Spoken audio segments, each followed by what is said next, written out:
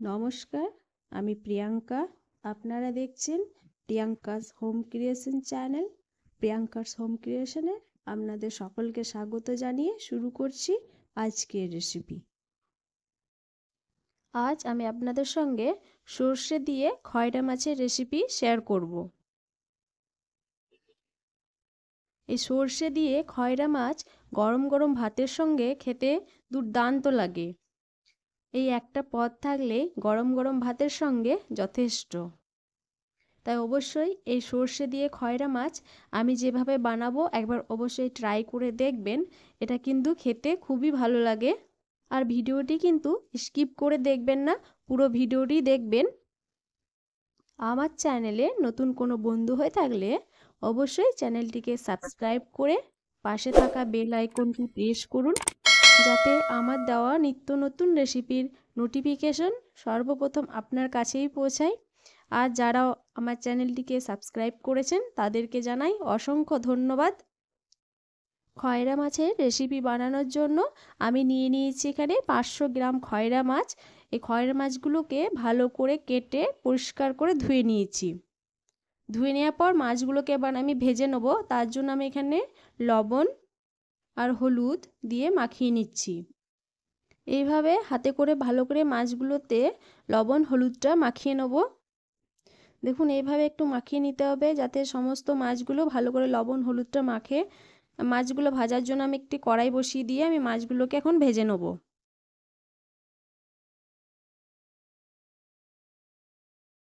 এখানে আমার মাছ ভাজা হয়ে গিয়েছে।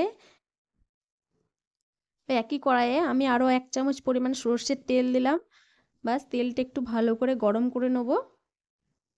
তেলটা গরম হয়ে এসেছে, এখন আমি এর মধ্যে দিয়ে দিচ্ছি কুচনো পেঁয়াজ। আমি একটা বড় সাইজের পেঁয়াজ কুচিয়ে নিয়েছি। সেই কুচনো পেঁয়াজটা আমি এখন এই গরম তেলের মধ্যে দিয়ে দিলাম।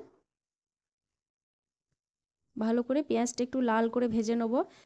খুব একটা লাল করে ভাজবো না, কারণ সর্ষে মাছের পেঁয়াজ একটা খুব খরালে ভালো লাগে না। দেখুন এরকম অবস্থায় ভেজে নেওয়ার পর আমি এর মধ্যে দিয়ে দিচ্ছি দুটো টমেটো। দুটো টমেটো কুচিয়ে নিয়েছি। এখন পেঁয়াজ আর টমেটো একটু ভালো করে মিশিয়ে নেড়ে নেব। দিয়ে দিলাম স্বাদ মতো লবণ আর দিয়ে দিলাম 1/4 চা চামচ হলুদ গুঁড়ো। টমেটো ভাজার সময় একটু লবণ দিলে তাড়াতাড়ি টমেটোটা গলে যায়, তাই আমি একটু লবণ আর হলুদ দিয়ে একটু টমেটোটাকে আমি ভালো করে ভেজে নিচ্ছি। দেখুন টমেটোটা অনেকটা গলে গিয়েছে। আর এইদিকে আমি বেটে রেখেছি সর্ষে আর কাঁচা লঙ্কা। সেই সর্ষে আর কাঁচা লঙ্কার পেস্টটা আমি এখন এর মধ্যে ঢেলে দিলাম। ঢেলে দিয়ে এটাকে ভালো করে আমি মিশিয়ে নিচ্ছি। যেহেতু আমি এখানে খয়রা মাছটা শুধু সর্ষে দিয়েই রান্না করব, তাই এখানে আমি সর্ষের পরিমাণটা একটু বেশিই নিয়েছি। এখানে আমি বলে দিতে চাই, অনেকে বলেন যে সর্ষে তেতো লাগে বেশি হয়ে গেলে, কিন্তু না, সর্ষে বেশি হয়ে গেলে তেতো লাগে না। সর্ষে যদি আপনি বাটার পর আধ ঘন্টা মতন রেখে দেন তাহলে কিন্তু সর্ষে তেতো লাগবে না, আর যদি সঙ্গে সঙ্গে বেটে দেন তাহলে কিন্তু তেতো লাগে। দেখুন আমি গ্রেভিটাকে ভালো করে আমি কষিয়ে নিয়েছি।